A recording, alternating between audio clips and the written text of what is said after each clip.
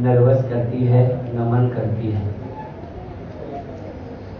क्योंकि ये हम सब जानते हैं और वो स्वयं भी वैदिक विचारधारा को मानने और जानने वाले थे। उनकी कृत्य कर्मों को देखते हुए भी हमें उनकी स्मृति ऐसे लगती है कि वो हमारे आसपास ही है, क्योंकि अब वह शरीर प्रत्यक्ष रूप से नहीं है, लेकिन अप्रत्यक्ष रूप से ही उसकी यश और कीर्ति परिवार में, समाज में निरंतर बनी रहेगी, निरंतर देखने को मिलेगी, क्योंकि उसके ही सब पौत्र पोत्री, बहू पुत्र वधू, बेटे बेटियां आदि सब उन्हीं की फुलवारी है। और जब फुलवारी बगीचे के बीच होती है तो उसकी और ही महत्ता बढ़ जाती है। तो एक ये बगीचा जो अपने संस्कारों से सींच करके गए हैं, ये बहुत अमूल्य बगीचा है। इसे ऐसे ही हमें उजड़ने नहीं देना है। उनकी कीर्ति, उनका यश, उनका सम्मान हमारे हाथों में है। हम उसे आज जिस प्रकार हमने परमपिता परमात्मा की नियम और व्यवस्था में संस्कार आदि के माध्यम से परमपिता परमात्मा को, उनके शरीर को समर्पित किया, और आगे भी हम यह कामना करते हैं कि उस शरीर की पवित्र आत्मा शांति और सद्गति को प्राप्त हो, ईश्वर की व्यवस्था को स्वीकार करे। क्योंकि कहा जाता है, सुख भी मुझे प्यारे हैं, दुख भी मुझे प्यारे हैं, छोड़ूं मैं किसे भगवान, दोनों ही तुम्हारे हैं। इस बीच का जो समय है वही वास्तविक हम सबको जीना सिखाता है, वही हमारा वास्तविक जीवन है। मैं परमपिता परमात्मा से प्रार्थना करता हूँ कि इस वेलाणी परिवार पर जो असहनीय दुख की घड़ी आई है, इसे जल्द से जल्द उस दुख से छुड़ाकर उन्हें आगे अग्रसर करें, ताकि वो अपने कार्यों को सुचारू रूप से गति दे सकें और उनके अधूरे कार्यों में अपना सहयोग, अपना योगदान और अपना कृत्य कर्मों से आगे बढ़ाने का प्रयास करेंगे। ऐसी मैं परमपिता परमात्मा से प्रार्थना करता हूँ। इन्हीं विचार और भावनाओं के साथ मैं अपनी बात को विराम करता हूँ।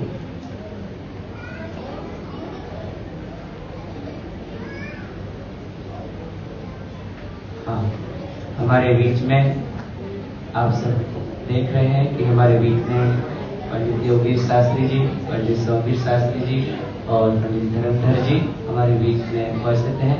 वो भी उनके प्रति दो शब्द आपके बीच रखेंगे।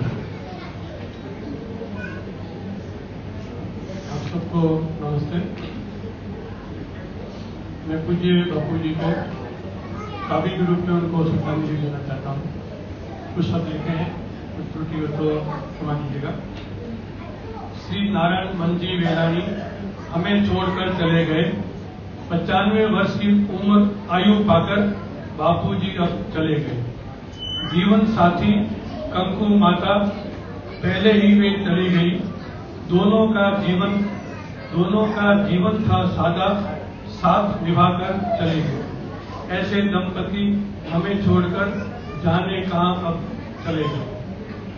कांति, नम्रता, जयंती, दीपिका, पुत्र वधु, दुखी बहुत, शांति, जवाहर, भारती, जयंती, इनको भी है दुख बहुत। स्वर्गीय मधु जी भी हमको छोड़ यहाँ से विदा हुए।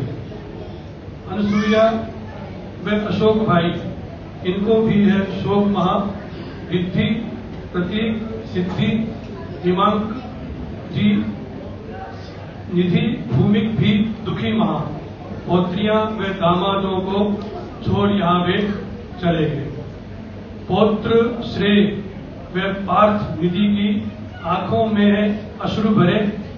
दोहित्र आरुष युवांश पहल की भी आंखों में अश्रु भरे।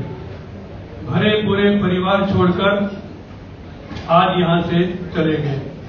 घाटकोपर आर्य समाज के वर्षों कोषाध्यक्ष रहे और कई संस्थाओं में सामाजिक कार्य करते रहे। ऐसे सामाजिक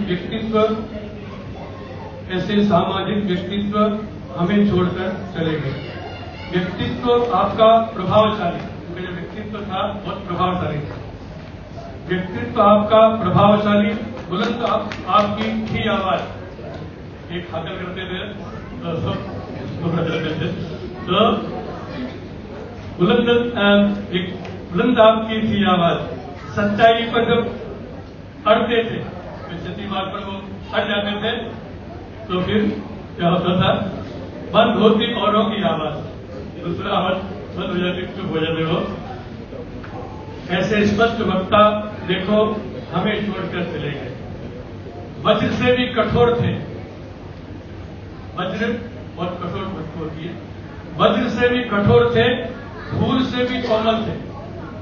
ऐसे नहीं कठोर थे, कोमलता की थी। फूल से भी कोमल थे। करते थे संध्या स्वाध्याय, सत्संग भी नित्य करते थे। करते रहे हवन भी वर्षों। मैं जब शुरू में आया था 81 में, अब इनके घर में हर हफ्ते ये चीज होता था। मैं करने के लिए हर हफ्ते जाता। बुधवार या कोई बार स्थित था, उस बार को ऑफिस में बोला हर बुधवार का आएगा, तो करता था। तो वही संस्कार उत्सव में पड़े हुए। करते रहे हवन भी वर्षों, हमें छोड़कर चले गए। दान भी वे उचित जगह पर देते रहते थे सदा। दान भी वे उचित जगह पर देते रहते थे सदा। जीवन उनका सरल था सादा, दिखावे से बचते थे सदा। दिखावा उनको ज्यादा पसंद नहीं था। हम सबके सम्मानित व्यक्ति हमें छोड़कर चले गए। अंत में है, ईश्वर उनकी आत्मा को सद्गति शांति का दान करे। शोकाकुल परिजनों को ईश्वर सहन शक्ति प्रदान करे। वेद धर्म जीवन में धरकर, वेद धर्म जीवन में धरकर हमें छोड़कर चले गए, हमें छोड़कर चले गए। श्री नारायण मंजी वेलानी हमें छोड़कर चले गए। 95 वर्ष की आयु पाकर बापू जी अब चले गए, बापू जी अब चले गए। लगा रहता है, दरवान बदलते रहते हैं, उनके संस्कार कभी बदलने वाले नहीं है। मैं 97 में आया था और 98 से कंटिन्यूस में उनके साथ रहा। मेरे कार्यकाल में कोषाध्यक्ष रहे। उन्होंने जीवन में 2 शब्द कहे और मैं उनके व्यवहार को देख करके तो मैं यही कह सकता हूं, शरीर पहाड़ जैसा, आवाज शेर की दहाड़ जैसी। जो उनके व्यक्तित्व को जान लेता था समझ लो गहराई में पहुंच गया है। इसलिए उन्होंने मेरी पीठ पर हाथ रखते हुए कहा कि 3 चीज हमेशा याद रखना, समय का काम, व्यवहार और अपने जीवन को, चरित्र को उज्जवल बनाना। जैसे अग्नि सोने को बना देती है, उसी तरह से उन्होंने जीवन में जहां जहां आवश्यकता पड़ी वहां उन्होंने प्रश्न चिन्ह भी लगाया और सुधार की आवश्यकता है सुधार भी दिया। वो ये नहीं देखते थे पुरोहित है, वो देखते थे व्यवस्थित कितना है। तो जीवन में व्यवस्था और अवस्था उनकी ये रही कि अच्छे अच्छे व्यक्ति उनके चरित्र और आवाज से कहते थे व्यक्ति 24 कैरेट खरा सोना है। तो जीवन में खरेखर उनके विचारों को हम आगे बढ़ाने का परिवार के लिए संलग्न है। संस्कार संस्मरण हमेशा उनके याद रहेंगे। इतनी बात को कहकर मैं अपनी बात को समाप्ति करता हूं। धन्यवाद।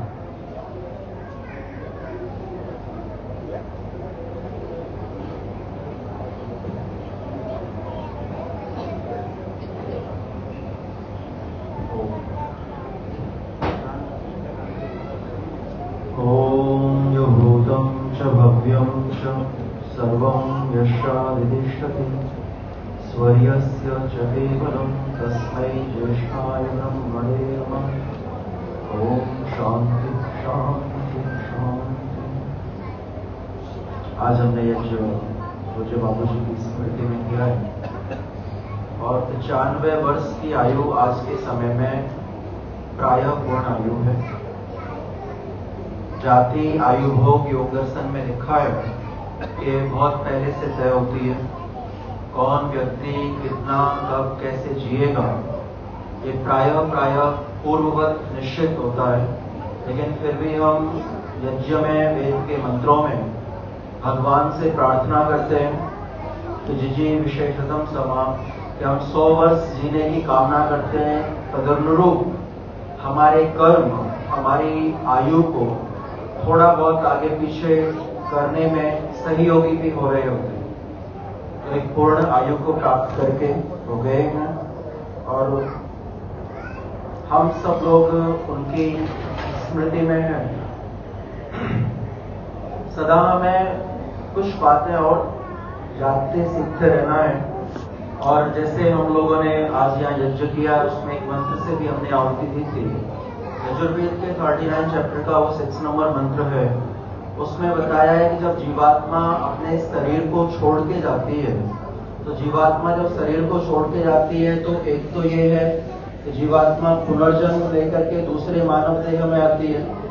रोजड़ से तमाम बहुत सारे विद्वान आते हैं, वो हम सबको बता रहे होते हैं। प्रायः आप सभी ने कहीं ना कहीं सीखा है कि मनुष्य का जन्म लेने के लिए 50% अच्छे कर्मों का होना जरूरी है। लेकिन जब उससे अच्छे कर्म होते हैं तो हमें बहुत अच्छे माता पिता, धार्मिक माता पिता, सुसंतान माता पिता प्रायः प्राप्त हो रहे होते हैं। तो ये जीवन एक व्यवस्था है, उस व्यवस्था के अनुरूप शरीर प्राप्त होता है, शरीर छूटता है। लेकिन आप सब लोगों की एक व्यक्तिगत थोड़ी सी क्षति है। मैं श्रृंगेरी गया था, वहाँ के जो पीठ है, जो शंकराचार्य जी थे, वो लगभग 102-103 वर्ष के थे और उनके जो उत्तराधिकारी थे वो 80 वर्ष के हो गए थे। तो सामान्य रूप से देखें तो 80 वर्ष का व्यक्ति बुजुर्ग होता है, लेकिन उनको युवराज कह के बुलाया जा रहा होता था। जब तक हमारे बड़े हमारे समक्ष हैं तब तक हम कभी बूढ़े नहीं हो रहे होते हैं, कभी बुजुर्ग नहीं होते हैं, हम बच्चे ही सदा बने रहते हैं। तो उनकी जो एक छत्र छाया है वो हमारे जीवन को निखारने में और बड़ों का घर में रहना ही हमारे आत्मबल का बहुत बड़ा कारण होता है। समाज में जब हम देख रहे होते हैं, हमारे माता पिता की उपस्थिति हमारे एग्जिस्टेंस को बहुत अच्छे से प्रस्तुत कर रही होती है। तो हमारी परंपराओं में ये रहा है कि 12 दिन जब हम करते हैं तो वेद में इस प्रकार का प्रावधान है कि जीवात्मा 12 दिन के बाद 12 देव उनको तैयार करके एक नव देह, नई शरीर प्रदान कर रहे होते हैं। तो बहुत सारे विद्वानों का मंतव्य है कि वो जो हमारी पृथ्वी पर 24 घंटे के दिन रात होते हैं, वो वाले 12 दिन में आपने बहुत सारी परंपराओं में आज से 20-30 साल पहले देखा होगा कि 12वीं और 13वीं की विधि हो रही होती थी। तो यही था कि जब तक वो ईश्वर की व्यवस्था में विभिन्न देवों के पास हैं, तब तक हम उनके लिए प्रार्थना करते हैं कि भगवान उन्हें अपने चरणों में शांति प्रदान करें, किसी भी प्रकार का कष्ट न हो। तो जब 12वीं की यहाँ प्रार्थना हम करते हैं तो हमारी प्रार्थना क्या होती है कि उन्हें एक अच्छे माता पिता प्राप्त हो और वो जहाँ भी जीवात्मा हो वहाँ, यहाँ से हम उनके लिए प्रार्थना कर रहे हैं कि वो जीवात्मा अपने आप में पूर्ण स्वस्थ हो, आनंदित हो और उनका आगे का जो जीवन है वो आगे की ओर बढ़ता है। हमारे वैदिक सिद्धांत के अनुसार जब हम देह को भस्म करके आ रहे होते हैं, तभी हमारा उस शरीर के साथ में जो कार्य रहता है वो तो पूर्ण हो जा रहा होता है। लेकिन उसके बाद में कुछ हम जब सामाजिक जीवन में जी रहे होते हैं तो हमारे कुछ कर्तव्य हैं। उन सब कर्तव्यों को समझते हुए शंकराचार्य जी ने एक बहुत छोटी सी पुस्तक लिखी है, प्रश्नोत्तरी, और उसमें प्रश्न है और उत्तर है, केवल 22 पेज की है। और उसमें वो पूछते हैं कि मरणम, मृत्यु क्या है। तो एक तो ये है कि जब हम व्यक्ति शरीर छोड़ के जाता है उसको हम सामान्य रूप से मृत्यु मानते हैं, लेकिन शंकराचार्य वहां कहते हैं अनवध्यम।